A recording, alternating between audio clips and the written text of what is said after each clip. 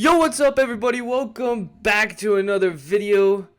And we have finally got some, you could call it too early, 2025 NFL quarterbacks rankings. That was a lot of S's, it felt like. But we've got the top 10 for this upcoming draft. Obviously, these are all draft eligible. I should make that pretty clear. So guys like Nico Iamaleava will not be on this list. I mean, you could go down the list of a lot of guys. Arch Manning, who he probably wouldn't be on it anyways because he hasn't played a snap of college football. But that's actually not true. But anyways, let's dive right into it. Obviously, some of the guys we are going to see, one of them, I should say, actually, who is on the screen already, played last night. And we will get to him as we get farther into this video because, yes, he is higher on my board. Probably not as high as some, or most even, but we'll get to him when we get to him. But at number 10, let's start with Cade Klubnik out of Clemson. I believe he is a senior now. He might be a junior still.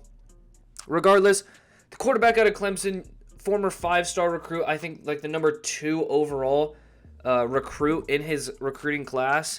6'2", 205. The weight, a little bit concerning, but he moves around really well. He's a decent enough athlete. Right now, I have him as a top 100, which might be higher than the majority, but this is also a lot of projection on what I think he is going to bring to Clemson this year. Obviously, they are pre-ranked at number 14. They play Georgia on Saturday, which I believe is where College Game Day is this week. Could be wrong about that, but... Or no, it's at Notre Dame and Texas A&M. That's right. Regardless, huge game. That Georgia defense is phenomenal. They've been phenomenal under Kirby Smart ever since he's been there. They've had really good defenses even before he got there. Regardless, Cade Klubnik needs to play really well in that game. I don't care if they lose. The evaluation's on him. He cannot have the mistakes that he had last year. Because a lot of the mistakes he had last year, you would be like, oh, you know what, he's a freshman quarterback, and he's not anymore.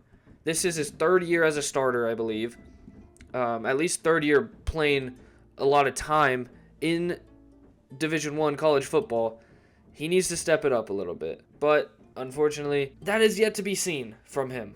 And that's why I have him, in top 100. Again, might be higher than most people. I understand that. But I still think he has a really talented arm. He is, for the most part, from what it sounds like, he's a smart kid. He just needs to put it all together. He's got the weapons around him to do it. Obviously, Georgia's going to be tough, but just don't make game-altering mistakes. That's all I'm going to ask. At number 9, we have the Duke transfer to Notre Dame, Riley Leonard, 6'4", 216. I have him as a top 100 projection right now, too. I mean, just off of his size and athleticism alone, he deserves that top 100 rank. You saw it last year. I think he only played in like 4 or 5 games for Duke last year before he got injured. That O-line could not keep him upright, which sucked to see because he flashed some serious potential. And hopefully now at Notre Dame, where they've got some good weapons, he can show or continue to show at least the potential of what he could be at the NFL level. Obviously, you look at his 2023 stats, small sample size, but still 57.6% completion percentage, not good. His mechanics needed a lot of work. We all knew that from last year. Hopefully, the offseason rehab didn't take away too much of it for him. He was able to really work on those mechanics, the footwork, throwing motion, just really all of it, because if he brings it all together, Notre Dame is going to be a good team, regardless of him being an elite quarterback or just kind of average to good. They're going to be a top 25 team. The defense is really good, and they've got good weapons. But if he can develop from last year and learn from last year on what he did good, but also what he did really poorly, Notre Dame could be a sleeper for that college football playoff, to go all the way. If he steps up, he is that type of quarterback that could get them there. At number 8, we have the Ole Miss quarterback Jaxson Dart, formerly of USC, transferred to Ole Miss 2 years ago. Now this is his 3rd year here. I believe the senior Well, yeah, that math would add up correctly for him to be a senior. But 6'2", 225, so he's got good size. He has a fantastic arm. Obviously, the Lane Kiffin offense doesn't translate very well to the NFL, but Jaxson Dart has flashed a lot in his 3 years at Ole Miss. Hopefully, he can put it all together this year. SEC is obviously a monster conference, and they just added Texas and Oklahoma. And obviously, Texas is a top 5 ranked team right now. Top 3, I think, actually. I think they're 3rd. So, he's going to go up against some really tough competition, and if he proves that he can take some of those mistakes out and just really the misses that he had in some of the big games last year. Obviously, you think of the LSU game. He was phenomenal in it, but LSU could not stop a nosebleed last year, so take it for what you will. He did pretty well still in that game. I think he threw 5 touchdown passes or something. It was just an absurd game. He is a really good quarterback, though. Obviously, when you're playing in the best division in college football, you've got to be a really good quarterback, and he is that. I just want to see that next level. Like, is this the ceiling of Jaxson Dart? Because if this is the ceiling, he might end up just being an average starter in the NFL or a really high-end backup. So I kind of just want to see, like, because he has that rushing upside, be a better improviser, be, the difference maker in a game to keep you in the game, say, against Tennessee, against Alabama, against Georgia. I don't know their schedule exactly or if they even play those teams, but I know they're going to play a couple of them. But I want to see him be the difference maker in those games. Maybe even hear his name in the Heisman race. That would be pretty awesome because I really do like Jaxson Dart. I just don't know really where to gauge his ceiling yet. Number 7, I believe, is the Liberty quarterback out of Kaidon Salter. A little bit undersized, 6'1", 215. He looks even skinnier than 215 when he's playing, to be honest. So, college things, they're a little bit skewed. Obviously, you think back to last year, like a guy like A.D. Mitchell, who was listed at 6'4", came in at like 6'1" and 3/4 or 6'2", whatever it was. But I still just love the potential of Kaidon Salter. Now, is he going to come out for the draft this year? I don't know. But if Liberty has another season behind his arm like they did last year, I don't see a reason why he shouldn't, outside of the fact that this quarterback class is just absurdly good, and it's really deep. This is a lot of projection, though. Obviously, I was not on YouTube at the time of Malik Willis, but I was a massive Malik Willis fan, and of course, this dude, size, arm talent, like the running ability, and he's wearing number 7. Like, it's just so easy to compare him to Malik Willis. I think as a prospect, though, Kaidon Salter might be better than Malik Willis. Because the thing around Malik Willis was he's just such a raw talent. Yes, he was at, I believe, Malik Willis was at Auburn and then went up to Liberty with Coach Freeze. The accuracy's got to come up a little bit. 61 isn't bad, but you'd like to see that percentage come up to like 64, 65 at least, especially with the competition in the Conference USA. Like, be that standout player. Like, make NFL scouts have to come to Liberty games for you. 61% doesn't really do it. 44 touchdowns, absolutely. The kid's a playmaker, and I love his arm talent. I've already said that. His ability to scramble out of the pocket is phenomenal. He's a fantastic athlete. I'm sure I've said that 3 times now. I think he is different, though, than Malik Willis. The Oregon game, they were never going to win that game. He did look decent. I think he threw 2 picks in that game, though. But that Oregon defense was also really good, and it's just a really talented roster from top to bottom. But yeah, I would love to see, and I think we will see, a massive stride in development from Kaidon Salter this year from last year. And that's saying a lot because that team went 12-0 under him. At number 6, we have another guy with just unbelievable potential. Has to put it together. And again, this is preseason rankings outside of one guy that we're going to get to here in a moment. Drew Allar, though, out of Penn State, 6'5", almost 240 pounds. This dude gets comparisons to Josh Allen for a reason, and it is not just the size. Size yes, comparable.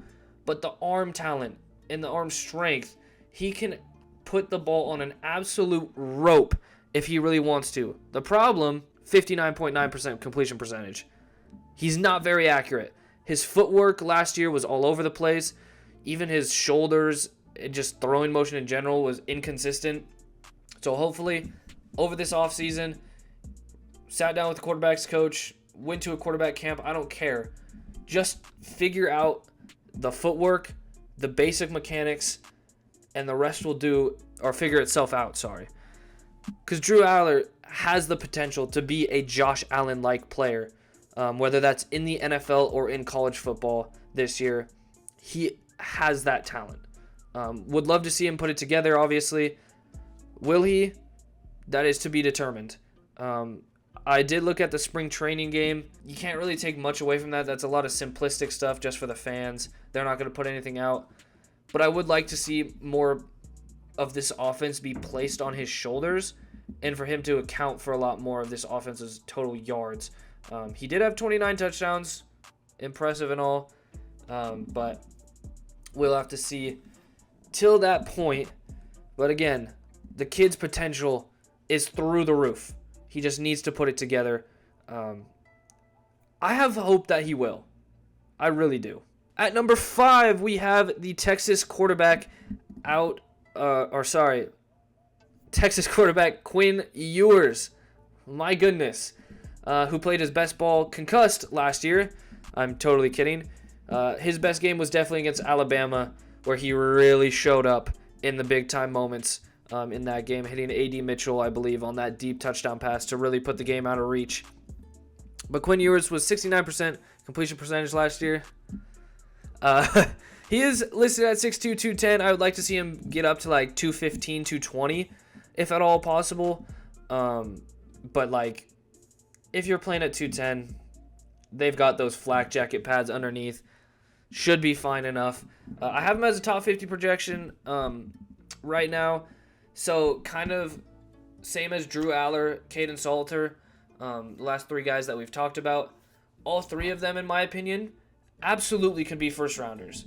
But there's just things in their games I just need to see more of and more from them individually. Quinn Ewers is definitely closer to that first round projection for me. He's like kind of fringe, like he could go in the first, he could go in the second. I could see either way. Same with Drew Allar, same with Kaidon Salter if he puts on an incredible season. Well, obviously with Quinn Ewers, great leadership in the locker room is what you hear from him. He's a phenomenal leader on the field. He's got a good arm, decent athleticism, at least good enough to scramble out of the pocket and make defenses have to think about it. Although he does not really like to run out of the pocket. Or out of the pocket. Quinn Ewers is tough for me. That's just the way I'm going to put it. I haven't ever really been his biggest fan, and maybe that's some haterade coming to this draft projection. But at the same time, he hasn't really wowed me, if you get what I mean. Like, yes, the stats are all pretty. He doesn't make a lot of big mistakes. He has in the past, and he definitely cleaned up a lot of his accuracy issues last year, jumping up to almost 70%. But I'm still just wanting more from a guy that was a 5-star recruit, I believe, or 4 or 5-star recruit. Sorry for the banging, by the way. Gotta love Carpenters, right? I'm just gonna leave it at that. This is a preseason ranking. I could see him going up in this draft board. I could see him going down because guys like Drew Allar and Kaidon Salter, even Riley Leonard, who have more athletic upside, just have a better season than him or a comparable season, and they have taken jumps in their development where he kind of has just stayed the same from last year.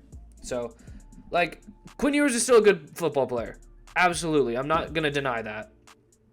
I just have my question marks. And I have question marks about another guy on this list as well, who I refused to put lower, even though I really wanted to. At number 4, no, I'm kidding. I won't do that to him. Shedeur Sanders' brother, Shedeur Sanders, out of Colorado. I have him as a first round projection, and that's pretty fringe, I would say.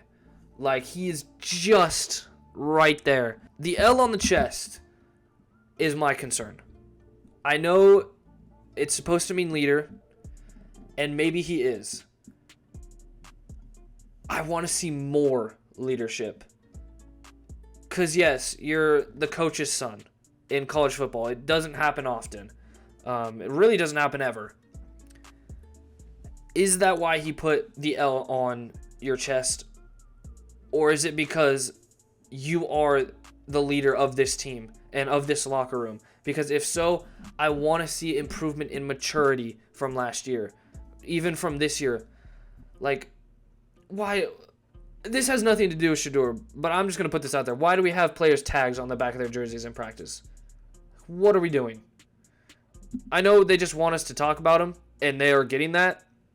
But at the same time, I don't care what your Instagram handle is. Are you playing for the social media? Are you playing for the clicks, like Dan Lanning said? Or are you playing to be the best football player on the planet? Like, I need to be told. Last night, against North Dakota State, we got told some things. He's still one of the best deep ball touch passers in this game. Like, in college football, his touch pass over the top, especially that one on the right sideline to Travis Hunter, phenomenal. There's not a lot of quarterbacks in college football that can do that on a consistent basis. He did that last year, and he showed it again last night. He showed some extra zip as well on the ball and some tight throws. And his interception, I'm not even going to worry about that. Like, that was so unlucky and unfortunate. Was it a good throw? No. But how many times is that going to bounce off the dude's calf and pop up in the air? Not a lot. Usually it's going to bounce and hit the ground. But again, I want to see more leadership and more maturity from him. I remember as well a video with Cam Ward, a guy who we'll get to very shortly, last year, as these guys just can't shut up, can they? Cam was kind of saying like the same thing in just a little snippet. Like, are we out here to play football, or like what are we doing? Like, we're out here to get better. Shedeur, yes, I think he's going to show that he's gotten better from last year, but I don't know. I have worries about the type of leader that he can be, not under his dad as the coach. That's kind of my thing. I think he is a talented player, although his arm is definitely not the best of this class. Yeah, because he's really good. He plays mistake-free. He only had 3 interceptions last year. He doesn't fumble the ball a lot. We'll just have to see. I do have high hopes for him. I think he's a really good player. But again, I do think there are valid character concerns with him. Nothing on the field. He is a phenomenal player. But I do think it's worth something like to watch. At number 3, we have former WSU Cougar, go Cougs, and Incarnate Wood player, quarterback, Cam Ward, now of the Miami Hurricanes in his 5th year, I believe now, or no, 4th year starting in the college level. I think he's a phenomenal player, and this could be biased, absolutely. Listed at 6'2", almost 220. I think he has a phenomenal arm that was underutilized at WSU. As a fan, I wanted them to push the ball more down the field, and I hope Miami does that this year. He has a phenomenal arm, and like Shedeur, he can put really good touch on deep balls. 66% completion percentage, it's good enough. It's actually really good. I would like to see him get closer to 70, but he still puts his improvisational skills, I should say, in the backfield are next level. Like, he is one of those top guys in college football, along with a lot of these dudes that we have talked about. He is just one of those dudes that has that natural instinct to make plays outside of the pocket, know where the pressure's coming. The one concern I do have, though, is the ball security. Obviously, he threw 7 interceptions. That's one of the higher interception I believe, interception rates on this list. With that being said, he also racked up 33 touchdowns, obviously 8 rushing within those last year for WSU, almost 4,000 yards. Like, he accounts for a lot of your offense, but he also put the ball in the dirt, and that's fumbling quite a few times added on to those interceptions. So that's what I have my concerns about. If he cleans those up and plays the same style of ball for Miami, leads him to a winning record, to a bowl game, wins the bowl game maybe, even college football playoff. Who's going to win the ACC this year? Is it Clemson? Is it Miami? Boston College? I don't know. Duke? They got Miles Murphy over there now. Or not Miles Murphy. I forgot his name, but he transferred from Texas. But they've got a lot of good guys there. Are good teams. Who's going to win? Florida State obviously lost to Georgia Tech. Is Georgia Tech going to take it now? Miami, and they play Florida this week, Saturday. It's going to tell a lot about what Cam Ward can be at the next level, because now he's playing an SEC opponent. He's going to be playing ACC opponents all season long. Can you go from Pac-12 opponents, which are still good teams and good programs, to that next level? Can you still play? Can you play mistake-free? Don't fumble the ball. Ball security is massive. That's the one thing that I can say as a fan I hated watching. He held the ball in one hand, kind of like Deion Sanders, just kind of out there instead of tucking it. He needs to tuck it a little bit more, and those fumbles, that fumble rate will drop a lot. But his arm is phenomenal. He's got really good athletic ability. He still is kind of a little bit raw, but he has gotten better, I think, each and every year in college football.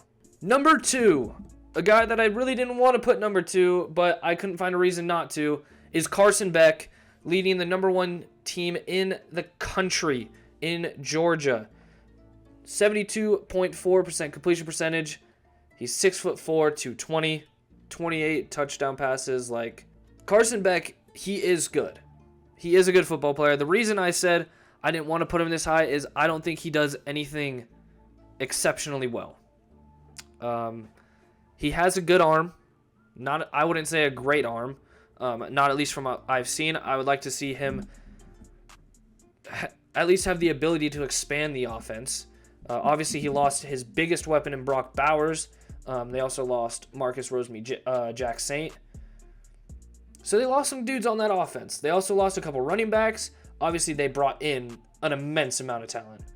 You have ETN in the backfield now. The weapons will be fine. I would just like to see him really expand to the middle of the field in that deep third of the field a little bit more.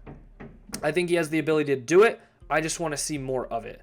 I still have my questions about him.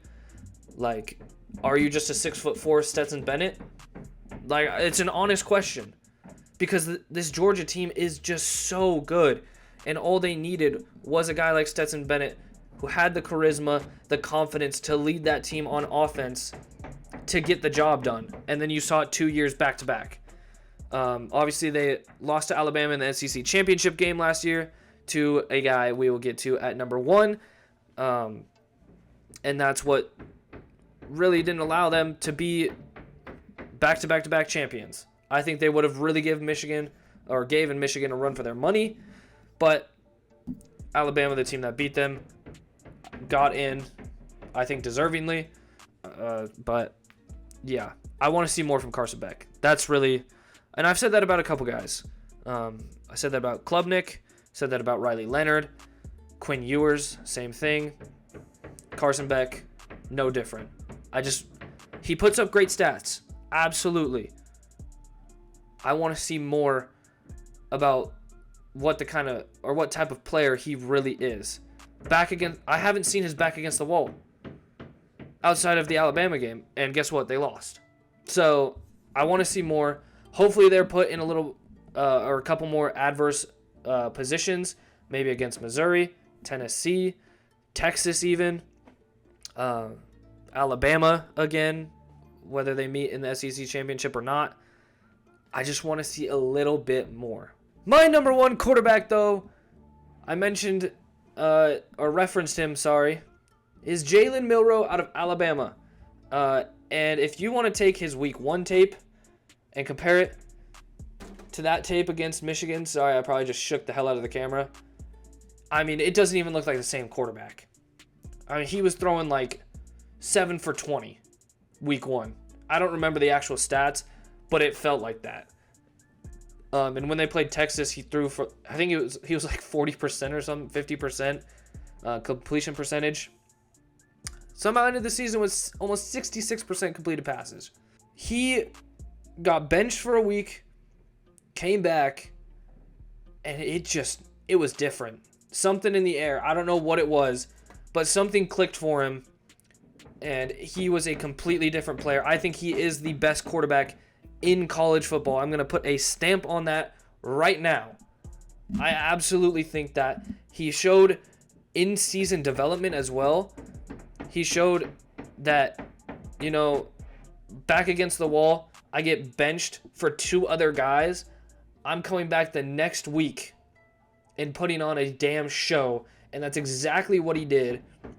He is defiant, resilient in that aspect, so you already know the type of guy you're dealing with, and he did kind of become a leader of that team. And I think he is the leader of this team now with DeBoer coming in. Y'all need to shut up across the way. But seriously, he has all the arm talent in the world. He has probably the most athletic ability in this class outside of Kaidon Salter, I would say. Maybe a couple other guys down the board, but at least the dudes that we've talked about. Like, he just has all the physical traits, along with just showing development as a person and a player last year. Those are going to go long ways with NFL scouts, I think. And he accounted for 35 touchdowns, 12 of them rushing, only 6 interceptions to those 35 touchdowns, almost 3,000 yards. I think he's a Heisman watch. I think he should be the favorite, actually, to win the Heisman. Right now, it's probably Travis Hunter, but I'm saying, before that happened, I think it should have been Jalen Milroe. Nothing wrong with Travis Hunter being the favorite right now.